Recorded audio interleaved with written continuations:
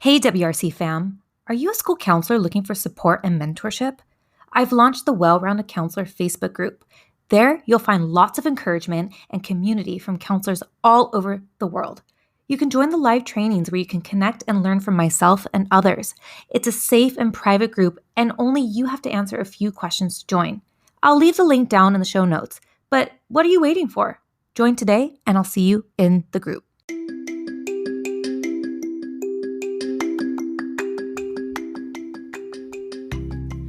Welcome to the WRC podcast. I'm your host, Katrina Marie, and you're in the right place. Here at the Well-Rounded Counselor podcast, what you can expect is to learn, shift your thinking, and gain personal and professional growth. And if you have not yet done so, hit that subscribe button so you never miss another podcast episode. The conversation starts now.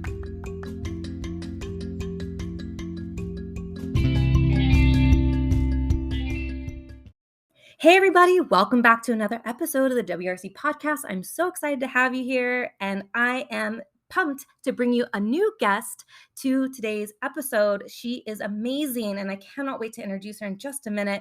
But before we get started, just a little reminder, it literally takes you 5 seconds, and I ask that you just leave me a little review on Spotify. And when you leave that rating and review, it helps spike up the algorithm so Spotify knows that people are actually listening to this podcast and are enjoying all the content that I'm giving you guys each and every week. So if you have a few seconds, I would greatly appreciate it to pause this episode and make sure you come right back and leave a little quick rating.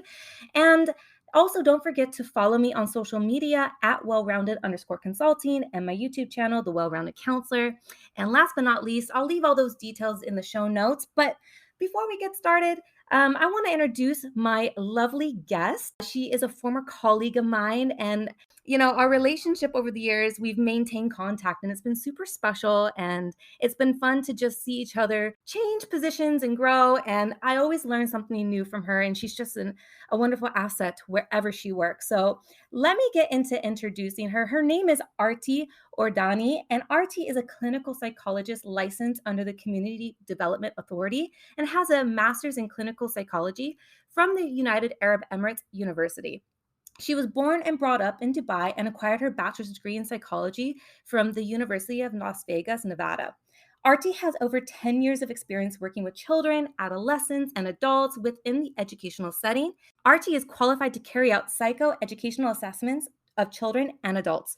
She has conducted workshops on positive parenting, interpersonal skills, and dealing with stress and anxiety. Aarti follows an integrative approach, which includes cognitive behavior therapy, narrative therapy, and a brief solution-focused therapy to suit clients' individual needs. I'm so excited to introduce you, Aarti. Thank you so much for joining us today on the WRC podcast. I would love for you to share a little bit about your journey and how you became a counselor. Hi, Katrina. First of all, thank you for the lovely introduction, but I must say that you never cease to amaze me with your dynamic personality and the amazing things you continue to do and grow. It's so fantastic. It's so lovely to be here and part of this. Thank you so much for having me. Oh, thank you for being here. It's such a privilege, and I'm thankful that we finally managed to get you on the podcast. And like I said, we would love to hear a little bit about your journey and all the knowledge you have to bring to the show today. So it's my pleasure to be here. If I start thinking back to how I got into this field, I remember when I was actually in grade 10, I attended a summer camp, and we had a career counselor, a psychologist, similar to something that you do, who was very dynamic, and she was someone who took a lot of interest in the other students who were at the camp, and I was very fascinated by how she helped them feel good. And I think when I saw her and the work she did, I knew immediately that that's what I wanted to do. So I think that's how I decided to get into this field, and I guess that's just where it started. Amazing. I hear you when you say it just takes that one moment for you to realize this is what I want to do, or I'm interested in learning more about this. So what were some of your strengths that you realized you had before you became a counselor? I think growing up, I think I have been a good listener, and I've always been passionate about helping others. relationships in general have always been important to me. So I think I noticed even, I tried to connect the dots when, I met this role model of mine. And I think that's when I knew that that's what I wanted to do. And I know that you currently work a lot with children. And I know when we worked together about 8 years ago, you were working with younger children. Are you still doing that? I'm the only counselor. I'm still a school counselor, and I work with younger children as well as older children. So children are so impressionable. I believe it places great responsibility on the adults and the caregivers who are around them. I want to be in a place where we can help them, guide them to be the best version of themselves. So it's just wonderful. It's just wonderful to see the kind of work you can do with children. And, they have their entire life ahead of them. And if you can be one part of helping them be who they would turn out to be, I think that's just very rewarding. Yeah, it sounds like how that person had an influence on you when you were, in your Hmm. teenage years. It really shaped who Hmm. you became. And I agree with you that the formative years are Hmm. very important as well. And what is the age Hmm. group that you kind of work with? So currently, I'm the only counselor at my school, from all the way from pre-KG to grade 12. So I work with ages 5 to 18. Wow. But I also work at a clinic. So at the moment, actually, I work with adults as well. So with parents and yeah. Wow, what a big contrast. And what maybe are some of the themes that you notice working with younger children and adolescents and even parents? What are some of the themes that you notice are happening? Currently, I think it comes as no surprise. Anxiety is Mm, something I think we all are noticing, we're all seeing, we're all experiencing because, to be fair, I think trauma is something that stands out the most. I think that feeling of the lack of control, the lack of stability at the moment, constant change. So I think that is definitely playing it in little kids. We see it in adults. Low mood, a lot of actually eating disorders, obsessive compulsive disorders, a lot of basically the anxiety based disorders have been, I think we've been noticing a lot of those lately. yeah, I agree with you. Those are popping up quite a bit. It's a lot of anxiety and stress and trauma. I agree that that is happening a lot in that age group and with parents as well. I noticed that your bio, you said you use an integrative approach. Can you tell us a little bit more about that? I've been trained in CBT, so I think that something that underlies, the approaches that I use. However, in school, what works best is a solution-focused approach because it's short, brief, and most effective in that set. So it's basically about use to younger children, or when it comes to people who aren't as comfortable with just using talk therapy. It's about using different sort of approaches. So it's about combining our knowledge from the different treatment approaches to focus on what the client needs. Definitely. I believe that that is probably one of the most common, therapies that a lot of school counselors use out there because you have to be solution focused to help them, especially when it's, like you said, short term goals. And in addition to what you do as a school counselor and you working in a clinic, do you take on any additional roles or responsibilities at either setting? During the week I work as a school counselor, but on the weekend I work part-time as a clinical psychologist at attic psychological and counseling center. So that's where I'm able to do my therapeutic work and more of my clinical work. So when I'm in the school setting, it's more of the school counselor role, where it's focused on supporting children in need. But when you work in a school, it's an all-rounded, it's more of like an all-round role. So you're more like a team player. So you Mhm. work together with the pastoral team and doing workshops for teachers, for teaching assistants, for parents, and for students as well. So you were telling me a little bit about these workshops and lectures. Can you tell us a little bit Yeah, more yeah. about that? Sure. So at school, I work closely with the pastoral team to look out for the well-being of our students. But along with being a school counselor and meeting students individually, I also see them in lessons. So I do classroom guidance activities for the younger students, and we do something called Nicholson lectures at our school, and that is something that I'm quite passionate about. It's about researching into a topic that's of interest to you and sharing that with the student and the teacher community. So that's actually, it's very enriching experience. So I really enjoy that. So I try to make sure that I do that once a year. And we do workshops for teachers, teaching assistants, parents, and students, assemblies at school.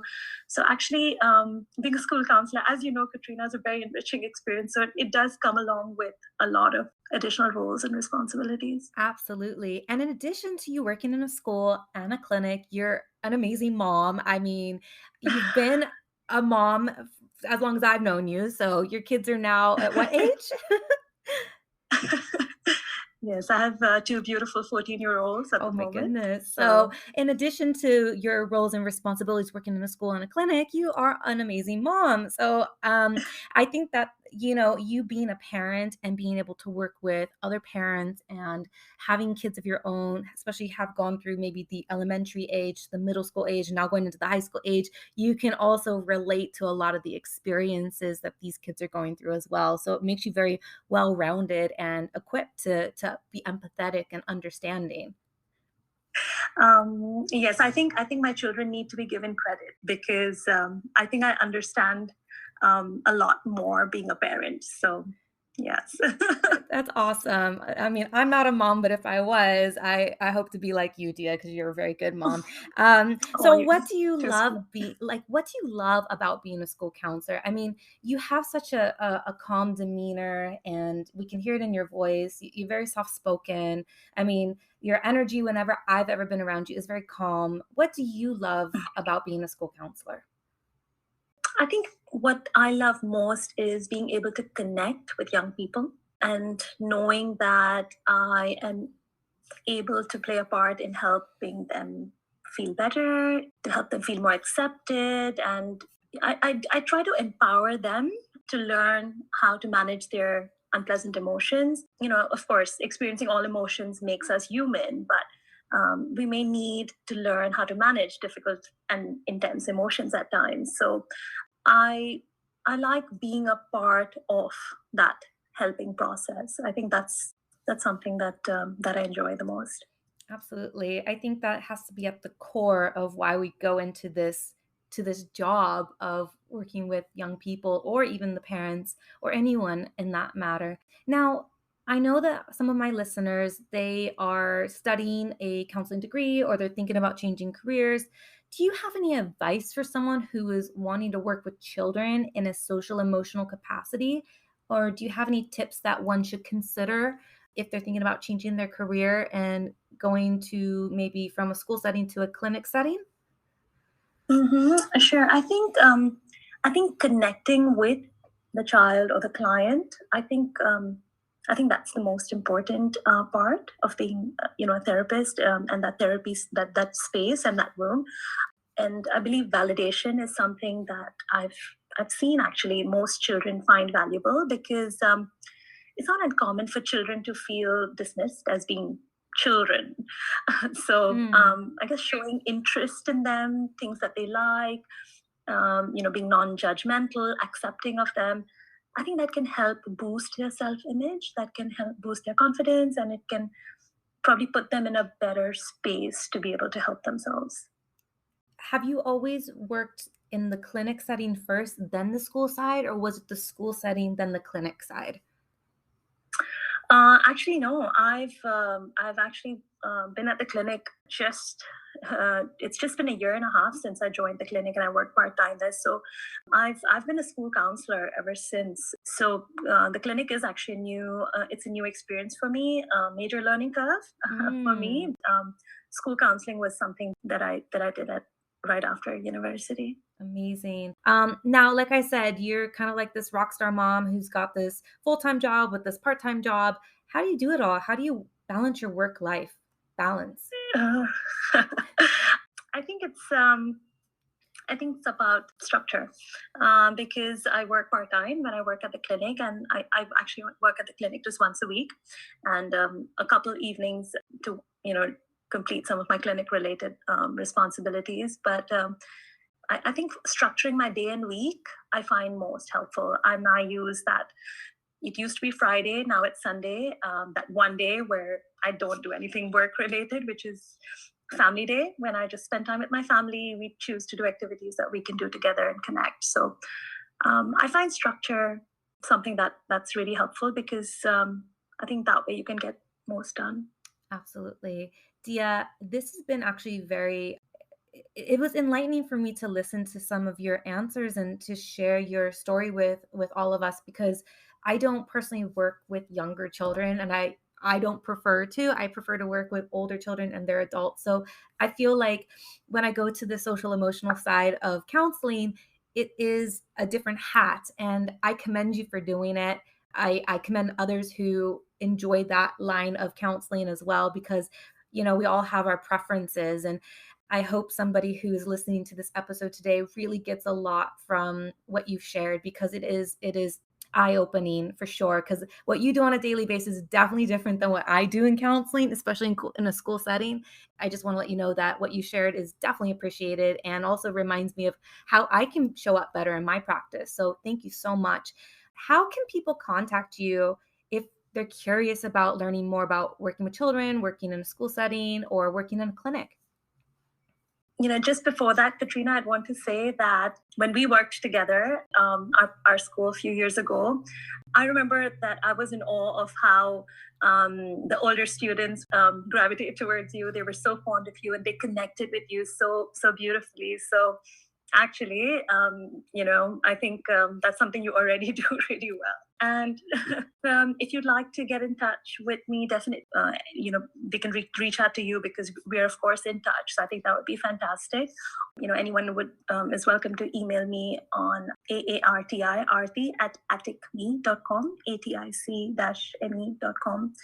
It's been a pleasure. Thank you so much. Talking to you. Thank you so much, Aarti, for being a part of the WRC podcast. And like I said, this is to help anybody who is wanting to be in a counseling profession, a coaching profession, a helping agent. There is no one way, in this field. And the more well-rounded you are, the more equipped you can be to show up and be a service and help to other people around you. So thank you so much, Aarti, for joining us today. I truly appreciate you taking time out of your very busy schedule to be with us. And for those of you who are joining us today, we'll catch you all on the very next episode. See you soon.